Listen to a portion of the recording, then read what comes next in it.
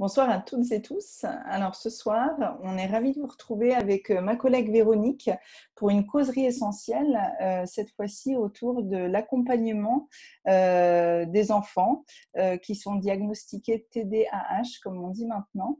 Voilà, on va pouvoir échanger un moment avec Véronique et puis après, il y aura un petit temps de questions-réponses pour les gens qui sont présents en live. Donc voilà, on vous souhaite à toutes et tous la bienvenue, que vous soyez là ou que vous regardiez cette causerie en différé, en replay, comme on dit.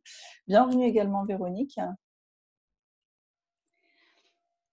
Bonsoir Valérie. Ouais, bienvenue à toi. Et puis, bah, écoute, alors Merci. pour commencer, avant peut-être qu'on rentre dans le vif du sujet, je vais te Oui. proposer de te présenter et puis peut-être de nous expliquer également quel est ton lien avec ce sujet justement que tu as proposé. Mhm. Écoute, je suis Véronique Renaudot-Simon, je suis thérapeute psycho et ça fait quelques années déjà que je me spécialise en fait dans les difficultés d'apprentissage, les troubles des apprentissages. Un sujet qui m'a véritablement interpellée tout simplement parce que j'ai un enfant qui a des difficultés et donc ça a commencé à véritablement éveiller mon intérêt. Et petit à petit, j'en suis venue à m'intéresser vraiment très particulièrement aux enfants et aux élèves à besoins particuliers, dont les enfants TDA avec ou sans H font partie, tout simplement. D'accord. Alors juste, il y a une toute petite coupure quand tu as dit quel était ton titre, entre guillemets, professionnel. Alors tu as dit thérapeute et puis après, il y a une petite coupure. Donc si tu peux juste le redire. Oui, bien sûr, je suis thérapeute psychocorporelle, donc je D'accord, mets en lien la tête et le corps. Et souvent, d'accord, ça passe par le cœur aussi quand même. d'accord, super. Bon, bah, merci. Et puis, mon autre première question, parce que c'est vrai que quand on entend comme ça ce terme TDAH, ça peut paraître une abréviation comme ça un peu barbare. Alors, est-ce que tu peux déjà nous dire de quoi il s'agit et puis définir un peu voilà, ce que ça recouvre en termes de comportement et autres? Ok. Alors, TDA avec ou sans H veut dire trouble du déficit de l'attention, TDA, et H, c'est avec ou sans hyperactivité. Voilà, ça c'est ce que ça veut dire. C'est D'accord. l'étiquette posée. D'abord, je souhaite préciser que je suis ni neuropsychologue ni psychologue et que je ne suis donc pas habilitée à positionner des diagnostics sur des élèves. Je dirais que mon métier, c'est de faire exactement le contraire. C'est-à-dire que mon métier, c'est de retirer les étiquettes, en fait, qu'on pose sur les enfants et puis de ne faire que, j'allais dire, avec ce qui les gêne véritablement au quotidien dans leur joie de vivre et ce qu'ils ont envie d'être ou faire comme les autres enfants de leur âge. Tout ça, je reviens au TDAH, donc, qui répond finalement à une définition très officielle. Certains ont peut-être déjà entendu parler du DSM 4 ou 5. C'est le grand registre, la grande bible des troubles et difficultés mentales, qui paraît assez régulièrement et qui donc pose finalement des critères très normés, très normalisés, ainsi que des degrés de ces critères qui permettent de poser un diagnostic. D'accord. Autant dire qu'il y a beaucoup de critères et on retrouve en fait finalement dans les TDAH ou 100 trois composantes essentiellement. La première composante qui est la composante de l'attention. On se rend compte que souvent c'est une attention qui a du mal à se poser. Quand on dit trouble du déficit de l'attention, ça voudrait dire qu'il y aurait effectivement peu d'attention pour les enfants qui ont ce trouble. Ce que je voudrais dire, c'est que parfois aussi, certains enfants ont simplement une attention hyperactive et Hmm. sans relief. C'est-à-dire qu'ils enregistrent en fait tout un tas de choses, visuellement, auditivement, mais il n'y a pas une chose plus importante qu'une autre en fait pour eux. C'est ce qui fait que de l'extérieur, on a l'impression qu'ils n'ont pas d'attention. Ça D'accord. ne veut pas dire qu'ils Ouais. n'en ont pas, pas Hmm. forcément. Hein. Ouais. Ça, c'est plus l'expérience qui me fait dire ça en fait. Hmm. D'accord. Le deuxième composant, c'est une composante qui est parallèle, donc c'est le fameux H de hyperactivité. Elle est observable ou non, selon plusieurs critères là encore. On va effectivement observer plus des mouvements dans le corps.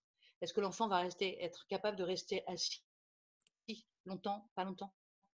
Est-ce D'accord. que l'enfant va être capable d'être dans l'interaction plutôt calme avec ses pairs ou est-ce qu'il va y avoir des mouvements intempestifs? Là, on est vraiment dans la dimension plutôt corporelle, j'allais dire, du trouble. Alors qu'avec l'attention, on est dans quelque chose de plus, je veux dire, intellectuel, ou en tout cas de ce qui se passe dans la tête plus que dans le corps. D'accord. Et puis la troisième composante, c'est l'impulsivité. Donc là, ça se vit à la fois dans la tête et dans le corps, parce que ça peut être des pensées impulsives qui amènent des comportements impulsifs.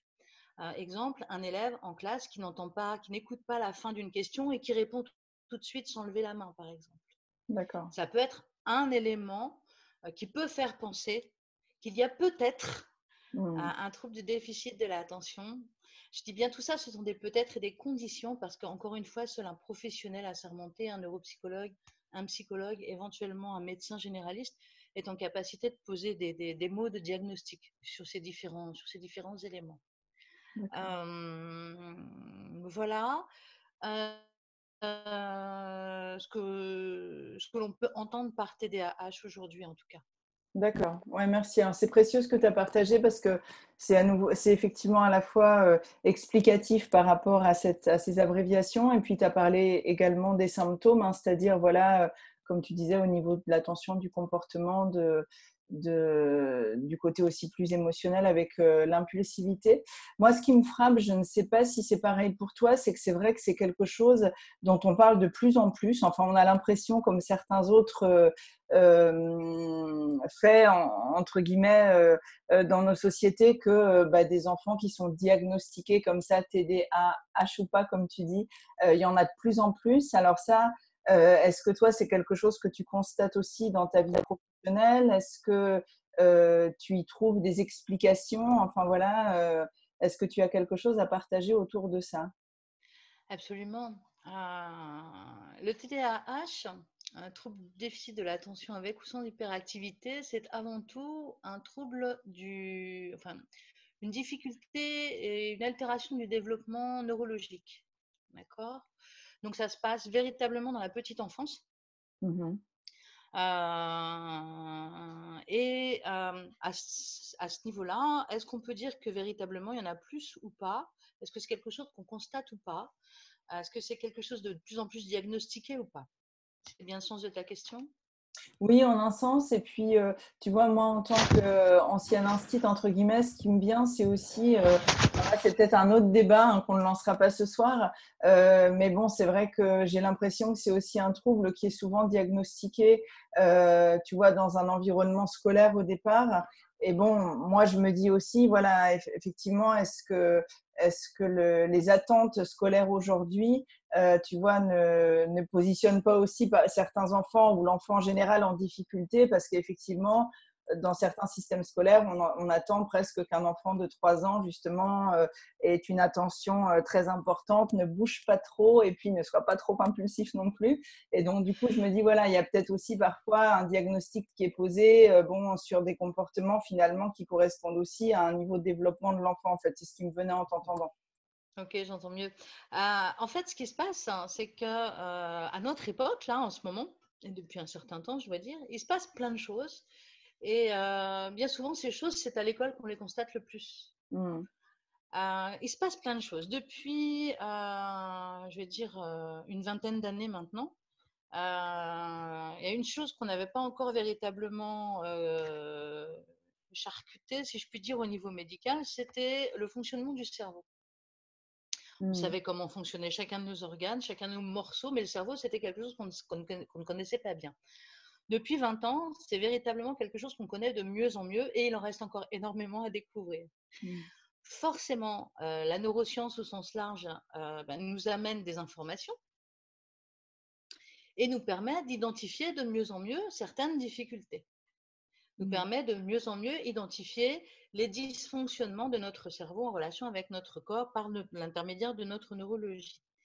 Ça permet effectivement de mieux poser des étiquettes Mmh. de difficultés, de maladies, de dysfonctionnements qui permettent justement, en tout cas c'est le but, j'imagine, de pouvoir mieux accompagner les difficultés répertoriées ou les Mmh. difficultés observées chez les enfants. Donc il y a ce premier phénomène qui est que on sait mieux, donc c'est plus facile de poser des diagnostics. Ouais. La deuxième chose, c'est que le boom des nouvelles technologies, c'est plus une légende, on le vit au quotidien. Forcément, on vit dans une société qui n'est plus du tout la même qu'il y a 20, 30 ans. On vit dans une société où tout va vite, où il faut aller vite, et où les enfants apprennent toujours, eux, par contre, de la même manière, c'est-à-dire en regardant et pas en écoutant ce qu'on leur dit. Donc, ils ne vont pas suivre une consigne. Ils vont observer comment fait papa et maman et il va faire pareil que papa et maman. Ouais. Bien évidemment, c'est très agaçant pour le papa et la maman, souvent parce qu'on se voit un peu dans nos enfants qui nous renvoient des choses qu'on n'apprécie pas forcément, en tout cas pas tout le temps, et qui, si on observe de la façon la plus sympa, nous permettent justement de nous remettre un petit peu en question sur nos manières de fonctionner. Mais on n'a pas tous les clés pour regarder les choses de cette manière-là.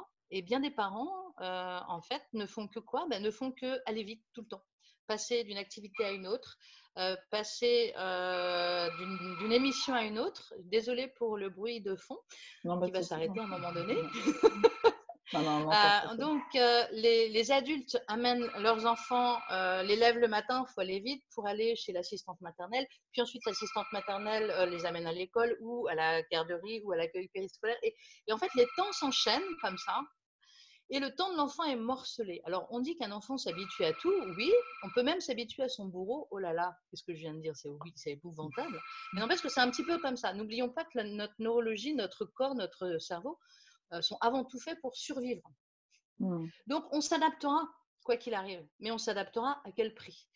Et donc, les dysfonctionnements que l'on peut observer au niveau effectivement de ces troubles du déficit de l'attention, dont je ne suis pas forcément atteinte parce que je pense à plusieurs choses en même temps, donc je fais des petits blancs. En fait, est-ce que ce sont vraiment des troubles identifiés, certifiés, attestés par les professionnels, ou est-ce que ce sont des attitudes et des comportements liés finalement à un modèle éducatif, liés finalement à un mode de vie quotidien sans qu'on s'en rende compte véritablement? Et du coup, oui, ça influence nos enfants. Oui, ça c'est clair. On a toujours été influencés en tant qu'enfant par notre environnement, par le mode de vie de nos parents. Quand le mode de vie de nos parents était un mode de vie où effectivement il fallait de l'ordre et de l'obéissance, eh bien nous avons modélisé ça en étant très sages à l'école, voilà, et en ne bougeant pas trop pour ne pas déranger la maîtresse. Aujourd'hui, en plus, on est à la fois dans les neurosciences qui nous apprennent comment ça fonctionne un peu mieux, à la fois dans une société aussi qui est allée très très vers de l'individualisme et j'allais dire à bon escient, parce qu'à un moment donné c'est important pour l'humain de savoir qui il est individuellement pour mieux repartir après dans le collectif, offrir ce qu'il est finalement. Donc que la société amène un temps d'individualisme, c'est ok, mais du coup peut-être qu'on n'a pas encore bouclé la transition et que on est aussi dans j'accompagne mon enfant pour qu'à la maison les choses soient correctes. Ok, mais sans penser qu'à un moment donné, il va quand même être dans une collectivité. Et qu'un comportement individuel en famille ou dans une petite équipe de pairs, c'est ok. Et puis dans une grande équipe, genre une classe de 30, c'est compliqué, quoi. Il y a des choses qui ne sont plus possibles de la même manière. Alors, que les attentes soient en décalage horaire par rapport aux besoins des enfants, oui, forcément aussi, puisqu'on sait mieux comment fonctionne un enfant, on sait mieux de quoi il a besoin. Donc, on est tenté en tant que parent, en tant qu'éducateur, en tant que professionnel aussi de pouvoir lui apporter. Et les structures n'évoluent pas forcément aussi vite que la société, donc ça c'est compliqué. Donc il y a un décalage horaire qui fait aussi que, effectivement, on a l'impression qu'il y a plus d'enfants qui bougent. Oui, il y a plus d'enfants en capacité de bouger et ça c'est chouette parce que c'est le boulot d'un enfant de bouger. Il en a besoin pour son développement.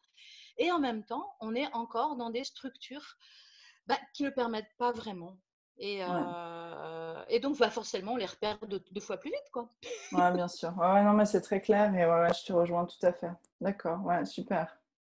Et alors, du coup, puisque le thème qui nous réunit ce soir est également autour des huiles essentielles, donc toi, tu proposes aussi un accompagnement avec les huiles essentielles à ces enfants que tu accueilles, que tu accompagnes. En tout cas, ça te paraît être une piste intéressante. Ça me paraît être une piste extrêmement intéressante, bien que les interventions que je propose, effectivement, il faut intervenir le corps. On est sur j'allais dire, des critères multiples de développement, de manifestation en fait.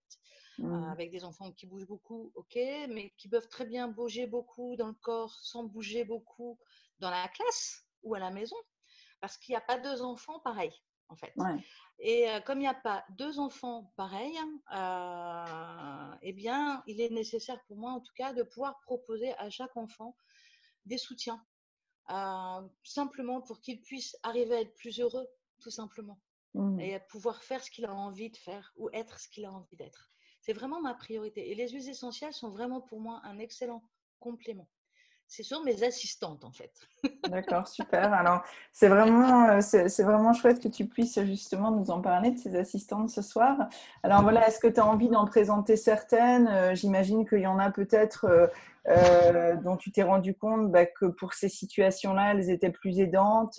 Voilà, est-ce que tu as un peu fait je sais pas, un tiercé gagnant ou Mais je sais en pas. fait, j'ai fait une liste de toutes celles que j'ai été amenée à utiliser. Super, alors c'est vraiment chouette. Parce que ça me paraissait important. Parce que ce que je viens de dire, il n'y a pas un enfant pareil que l'autre. Ouais. Et donc, forcément, je ne vais pas utiliser à chaque fois les mêmes huiles. Je vais forcément les proposer, mais je ne vais pas forcément les utiliser parce que la sensibilité olfactive n'est pas la même, parce que les envies ne sont pas les mêmes, parce que d'une séance à l'autre, ça bouge, parce que c'est la vie, quoi.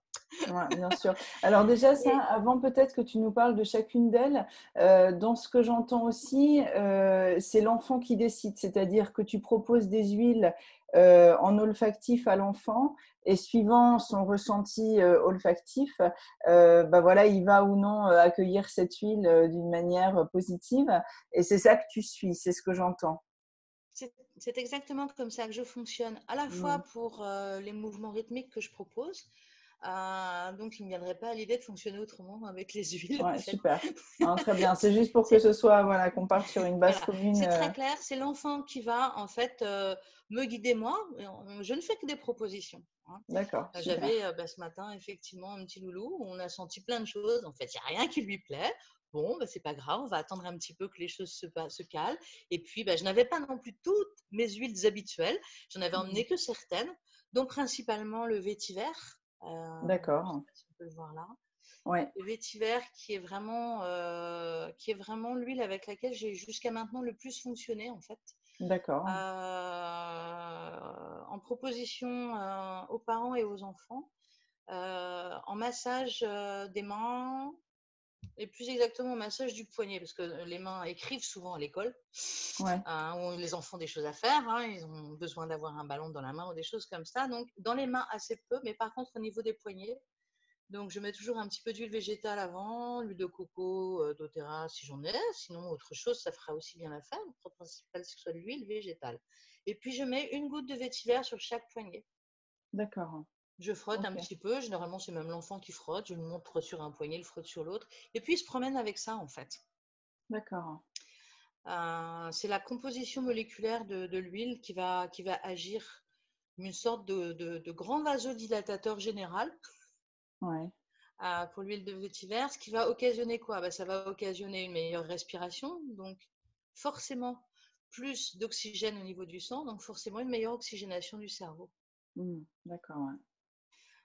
Et meilleure oxygénation du cerveau, forcément un fonctionnement plus favorable euh, aux difficultés, enfin plus favorable justement à ne pas rencontrer des difficultés d'un TDAH, quoi, d'un élève ou d'un enfant présentant ces symptômes. Mais je parle aussi d'enfants qui bougent beaucoup, beaucoup, beaucoup, beaucoup, Mhm. y compris dans leur tête. Le vétiver, ça marche bien aussi, hein. On n'est pas obligé d'avoir le saut d'une neuropsy pour avoir besoin, pour essayer en tout cas le vétiver. Ouais, super. D'accord. Ouais, puis c'est vrai que c'est une huile. Moi, pour donner ma petite expérience, alors voilà, enfin plus générale, hein, c'est vrai que c'est une huile qui est vraiment très intéressante pour voilà pour tous les états nerveux, de difficultés d'ancrage, les personnes ou les moments où on se sent un peu vulnérable, voilà, et où n'importe quelle émotion va arriver et puis nous envahir. Donc, c'est vrai que par rapport à ce que tu décrivais au niveau des symptômes tout à l'heure des enfants concernés par ces troubles, ça me paraît vraiment pertinent. Ouais. Ça, D'accord. pour moi, c'est l'huile du feu d'artifice qui se pose jamais, en fait. Ouais, Que d'accord. ce soit dans la tête ou dans le corps. Hmm, Hein. Donc, un d'accord. enfant qui a des pensées en feu d'artifice, part dans tous les sens, ou un corps qui part un petit peu dans tous les sens dans ses mouvements, le vétiver est bienvenu. Voilà, en tout cas. D'accord, super. Bon, bah, merci. Ouais, une première proposition, une première assistante Voilà. agréable. Alors après, c'est au niveau olfactif, le cedarwood aussi peut travailler de la même façon que le vétiver parce qu'ils ont une composition moléculaire assez proche en fait. D'accord. Donc, on va pouvoir s'en servir de la même manière. Après, c'est plus une sensibilité olfactive qui va permettre de choisir l'un ou l'autre. Mhm. Qu'est-ce que j'utilise beaucoup? J'utilise beaucoup le citron dans de l'eau. Oui, voilà, c'est ce que tu Alors, m'avais dit. Alors ça, c'est un partage intéressant parce que c'est vrai voilà. que, tu vois, j'allais dire on a moins idée d'aller vers ça, mais du coup, ça, c'est Alors, intéressant que tu nous moi, en j'ai dises un vraiment peu beaucoup, plus. beaucoup, beaucoup utilisé quand je travaillais en classe, en fait. Bien Ouais. évidemment, avec l'accord de l'enseignant, du parent et surtout de l'enfant. J'avais la chance d'avoir des enfants qui aimaient bien le citron. Oh, belle aubaine! Bah, c'est vrai qu'en général, les enfants apprécient beaucoup les agrumes, hein, donc, ouais. Et certains détestent aussi. Bon. Ah, c'est vrai, d'accord. Ouais. Mais donc, j'ai eu la chance d'avoir des élèves qui aimaient le citron. Et donc, je préparais toujours ma bouteille d'eau, qui n'est jamais très loin d'ailleurs, hein, bouteille d'eau en verre, avec 1 à 2 gouttes de citron pour 1 litre d'eau, un petit peu plus d'1 litre d'eau. Et les journées avec de l'eau et du citron et les journées sans eau et citron parce que j'avais oublié ma bouteille, c'était pas les mêmes journées du tout. Ouais, c'est incroyable, hein. Donc l'enfant arrivait c'était vraiment plus au niveau cognitif pour le coup, D'accord. avec une capacité à se distancer et à commencer à travailler sur la notion de concept, ce qui est très compliqué pour un enfant qui a des difficultés d'attention. Avec son hyperactivité ou avec de l'impulsivité aussi. Ça amène une touche de je me pose et j'observe ce qui se passe. En tout cas, c'est D'accord. vraiment ce que me montraient les élèves à chaque fois qu'ils consommaient de l'eau avec du citron, quoi. C'était assez D'accord. amusant d'ailleurs. Il y a des journées citron, des journées sans citron et même l'enseignant le remarquait. Il faut Ah, dire. c'est super. Ouais. Ouais, ça, c'est L'élève, pas super. vraiment parce qu'il était dans j'ai soif, tu me donnes de l'eau. Oui, il y a du citron, oui, j'aime bien. Il n'était pas en capacité d'avoir ce regard-là sur lui, pas systématiquement en tout cas, mais au bout d'un certain temps, il se rendait bien compte quand même que c'était bien les jours où il y avait la bouteille d'eau au citron. Donc voilà. D'accord. Ouais. Et j'en profite, Véronique, pour faire une petite parenthèse parce que moi, j'ai souvent la question en atelier et ne vivant plus en France, c'est vrai que je n'ai pas toujours la réponse et je ne me suis pas renseignée. Dans ce que tu dis, j'ai l'impression que l'utilisation des huiles essentielles en milieu scolaire dépend un peu voilà, de la volonté ou pas de l'enseignant, ou alors est-ce qu'il y a une règle, tu vois, vraiment législative qui dit c'est autorisé, c'est pas autorisé. Est-ce que ça, tu as de l'info par rapport à ça? Alors oui, il y a des règles. Je ne sais pas si tout le monde a entendu parler de ces fameux ventilateurs d'une école qui avait donc acheté des ventilateurs pour que les élèves n'aient pas trop chaud cet été avec la canicule. Et les ventilateurs ont dû être enlevés de l'école parce qu'ils n'étaient pas agréés par l'éducation nationale. D'accord. Donc, c'est pas grave si les élèves crevaient de chaleur et les enseignants aussi, puisque ce n'était pas agréé par l'éducation nationale. Donc, oui, effectivement, il y a des règles à respecter. Après, il y a aussi des enseignants qui sont très à l'écoute, Mhm. des solutions douces à apporter aux enfants. D'accord. Il y a des parents aussi qui recherchent des solutions douces en classe. Parfois, c'est des rendez-vous très chouettes entre des parents force de proposition et des enseignants à l'écoute. Et puis, il y a des fois, c'est des rendez-vous manqués. Donc, c'est dommage, mais c'est comme ça. D'accord. Ouais. Ça Donc, fait c'est un peu effectivement au cas partie par cas. du bon vouloir de l'enseignant qui est Ouais. Alors, du coup, seul Véronique. maître à bord, j'allais dire. Ouais, voilà. Alors, ça a coupé un tout petit peu, mais en tout cas, Dans certains... ouais. Alors, la Il liaison. y a une petite pause. Ouais, voilà, il y a eu une petite pause, mais j'ai entendu qu'en gros, c'était l'enseignant le seul maître à bord, hein, c'est ça, c'est l'enseignant au final C'est qui acceptent c'est ça, souvent, voilà, tout à quand les fait. Alors, parents il y ou un a intervenant propose, ouais. D'accord. Ouais, super. c'est OK. ça, exactement. Alors, il y a effectivement des endroits où ça se fait, des endroits où ça se fera jamais. Bon, voilà ce que l'on peut constater jusqu'au moment où peut-être que les neurosciences ayant elles aussi attesté l'utilité des huiles essentielles en classe, Ouais. à nous de faire notre travail et de diffuser au maximum l'information, justement comme par ce genre de causerie, de Ouais, tout manière à fait. à ce que, ben, à un moment donné ou à un autre, les choses se passent dans le bon Ouais. sens pour les enfants Ouais, et ouais, pour les tout à fait, enseignants ouais. aussi qui en ont besoin, parce que c'est très compliqué pour eux d'être face à une ribambelle de loulous qui n'arrête pas de bouger, en fait. C'est Ouais, compliqué, bien sûr, vraiment. ouais. Ouais, ouais, ouais.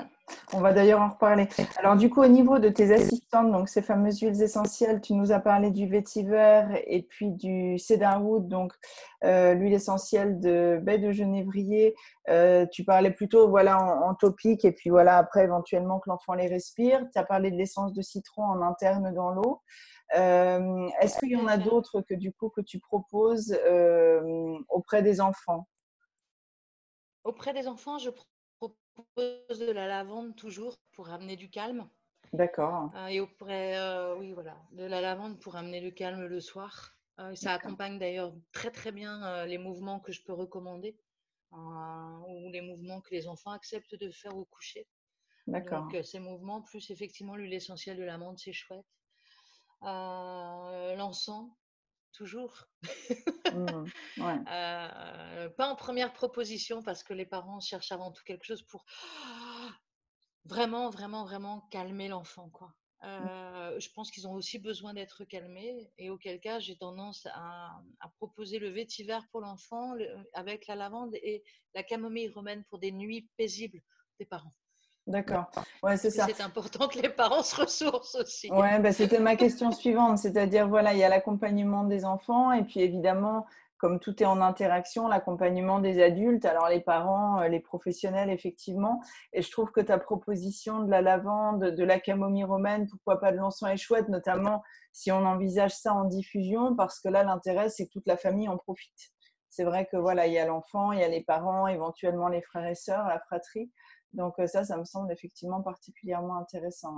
Ouais. C'est D'accord. euh, c'est- c'est très important de pouvoir faire en sorte que tous puissent se sentir bien dans cette démarche-là.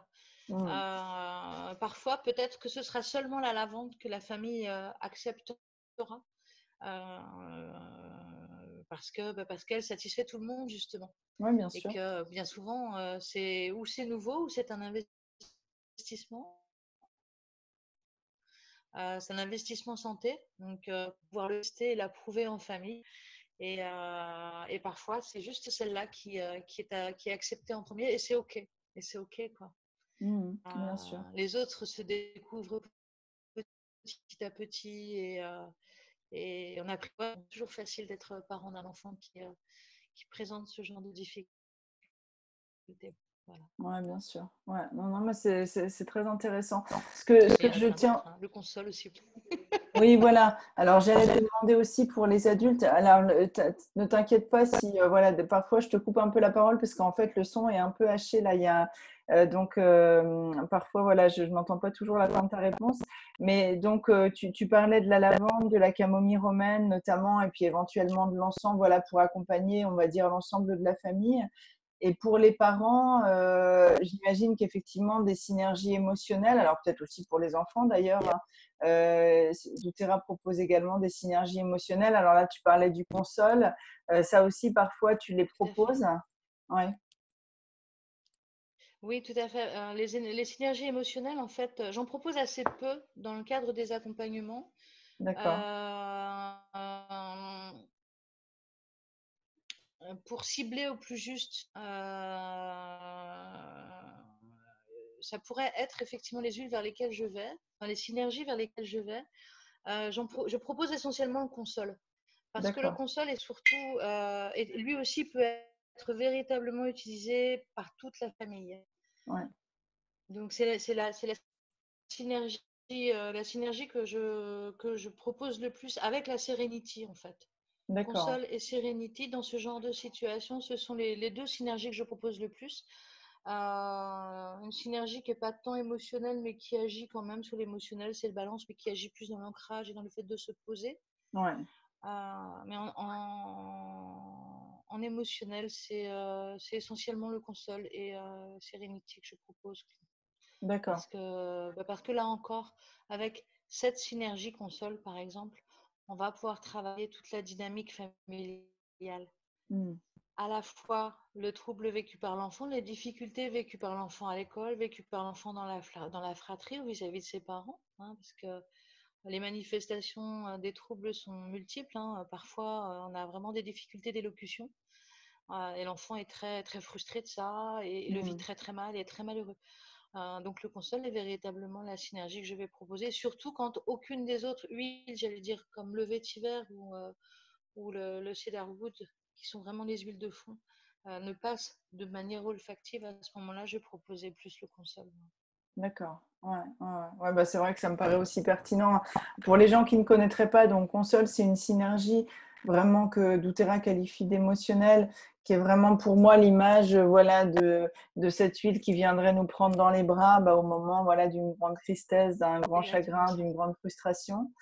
Tu as parlé de Serenity aussi, qui elle est plutôt une synergie de sérénité justement, c'est-à-dire voilà, pour se détendre, accompagner l'endormissement, voilà. Et puis, tu as parlé, je crois, du balance, c'est ça? Donc, tu l'as dit, synergie d'ancrage, Balance, là, tout à fait. effectivement, qui est souvent très appréciée aussi, d'ailleurs, par les enfants et les parents. Ouais. Mm. Voilà. Donc, en fait, la palette est large. Ouais. La palette est très, très large. Ben, C'est véritablement là encore. Oui, vas-y, excuse-moi. Ça coupe un petit peu. Ouais, ça coupe de Euh, temps en temps. la palette est large parce qu'il n'y a pas deux enfants pareils. Mm. Il Ben, n'y a c'est ce que pas je trouve. deux situations identiques. Il n'y a pas deux histoires identiques. Mm. Mais c'est ce que je trouve Donc, intéressant justement ouais, c'est ce que je trouve intéressant dans ce complément que tu proposes en aromathérapie, c'est-à-dire qu'effectivement, plusieurs huiles essentielles, plusieurs synergies peuvent accompagner un symptôme. Et ce que je trouve intéressant, c'est que c'est vraiment effectivement, on va dire, l'intuition olfactive de l'enfant et ou du parent bah, qui va choisir. Donc, je trouve aussi que c'est toujours pareil. Ce que j'aime beaucoup, c'est que l'enfant et puis le parent éventuellement sont vraiment mis en situation d'acteur, c'est-à-dire que voilà, ils reprennent un peu aussi possession d'eux-mêmes. De ça, je trouve que c'est une très belle proposition. Ouais. complètement. Mm. Complètement. Les enfants qui ont des troubles de l'attention sont des enfants intelligents, sont des enfants compétents et on a toutes les raisons du monde de leur faire confiance. Voilà, et puis vraiment cette intuition, ouais, Y compris dans le choix de ce qui va les accompagner sur le chemin du mieux-être voilà, ouais, structurel, conjoncturel, appelons ça comme on veut, mais en tout cas, mm. on a tout à fait la possibilité et c'est tout à fait légitime de leur faire confiance par rapport à tout ça. Mm. Ouais, bah, écoute, Et super, merci beaucoup. parfois les parents découvrent ou redécouvrent la possibilité de faire confiance à leur enfant. Parce Mm. qu'effectivement, les situations quotidiennes font que y a tellement de choses à gérer qu'on finit Mm. par être dans de l'hyper-contrôle, par exemple, ou dans ce Ouais, bien genre de sûr. choses, qui est Mm. complètement normal, hein, ça s'explique très bien et c'est Mm. même sécurisant pour l'enfant. Donc, et puis, il arrive un moment où peut-être que c'est un peu trop et du coup, on oublie de faire confiance à l'enfant et de lui demander parfois son avis. Mm. Donc, dans les séances, c'est le moment aussi de remettre ça en place. Ouais, ça, c'est vraiment chouette. Ouais. Mm. Bah, écoute, merci beaucoup pour ce partage. J'ai juste envie toujours de dire, comme on le fait souvent, que si vous êtes concerné, votre enfant est concerné, et puis que votre enfant et ou vous-même prenez des traitements médicamenteux avec d'autres problématiques de santé, n'hésitez pas à revenir vers nous, vers votre conseiller bien-être pour voilà, aller un peu plus loin. Globalement, les huiles dont on a parlé ne présentent pas de contre-indications majeures, mais c'est toujours important pour nous d'avoir le plus de visibilité sur bah, ce qui constitue aussi votre histoire, l'histoire de votre enfant en termes de suivi, potentiellement aussi médicamenteux pour justement bah, voilà, pouvoir vous guider hein, sur des interactions possibles, etc. Donc, n'hésitez pas, avant de commencer à utiliser une huile, à bien vous renseigner. Puis nous, on est là pour ça justement. Donc, voilà, Tout à fait, n'hésitez pas à nous tout à fait. contacter. Bah, écoute, je te remercie beaucoup, Véronique. Avant qu'on ne se quitte, est-ce que tu vois autre chose à ajouter sur ce thème, voilà, ou alors est-ce que tu as le sentiment qu'on a fait le tour? Eh bien, oui, j'avais envie de en faire à cœur par rapport au sujet. Oui, Du 24 février au 13 avril 2020, il existe une formation, un MOOC, euh, qui est proposée par l'unité de Laval au Québec. Alors, ce qu'il faut savoir, le contexte québécois, c'est énormément de traitements médicamenteux Ritaline avec beaucoup de conséquences. Donc, à un moment donné, le ministère de la Santé québécois s'est ressaisi du dossier pour voir quelles étaient les possibilités d'éliminer au maximum les traitements médicamenteux.